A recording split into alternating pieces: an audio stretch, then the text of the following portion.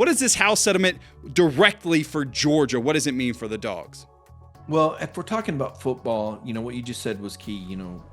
Georgia can spend the $20.5 million, but more importantly, they can spend the $20.5 million without affecting the student-athlete experience. Georgia doesn't have to make cuts. They don't have to cut a staff nutritionist. They don't have to change the budget for the training table. They don't have to change the amount of support that these kids get. Heck, Cody, they don't have to change the media meal for that matter. They can keep, but no, Georgia can keep things business as usual because of the way they budgeted and because of the size of the budget that they have. They don't have to skimp on anything.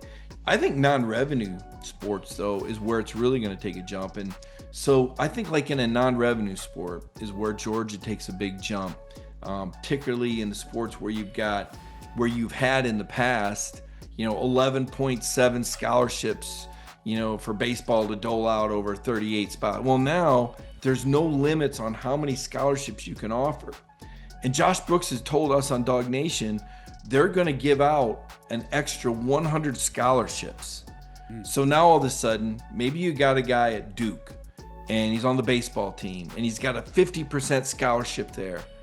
Well, maybe he looks at Georgia now as a transfer because he can get 100% at Georgia.